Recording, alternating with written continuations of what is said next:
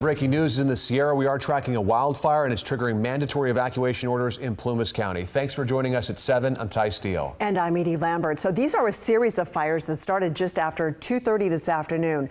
The storms in the Sierra were producing heavy rain and lightning. This time-lapse video shows that rain. This storm triggered a severe thunderstorm warning and a flash flood warning. And then just as the rain passed, the camera shifted to show that large column of smoke.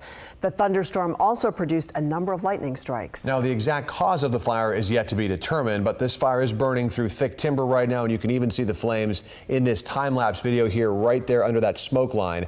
CAL FIRE is already sending planes to help slow the spread of the fire, and it broke out near the community of White Hawk, and that's along Highway 89, not too far from Portola. 89 is closed tonight in Plumas County.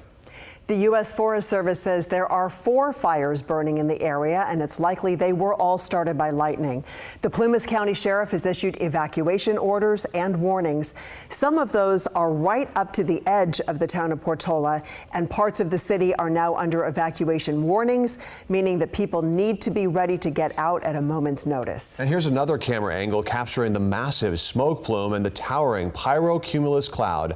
These are clouds that form when there is a tremendous amount of heat. KCRA 3's Heather Waldman tracking all of this for us tonight. Heather, what do you make of this? Well, the concern there too with that pyrocumulus cloud is that the fire can now, not only is it feeding off the weather that already existed, but it's kind of creating some of its own weather. So those clouds, as they collapse, kind of create their own winds, which can really be an issue for firefighters and trying to figure out where the fire is going. So this is a screen grab I took from the North Portola camera. You're looking to the south. The city of Portola is here. Now, I took this screen grab about 15 minutes ago, so keep in mind things likely have changed at least a bit, but this is the mill fire. Over that ridge is where we have the evacuation orders. On this side of the ridge up to the west side of the city of Portola, that's where we have the evacuation warnings. We also have warnings on the north side of the city, but as you heard Edie and Ty say, officially the city of Portola is not under those warnings or those orders, but this is certainly a fire worth paying attention to if you are in that community. So this is where the mill fire began.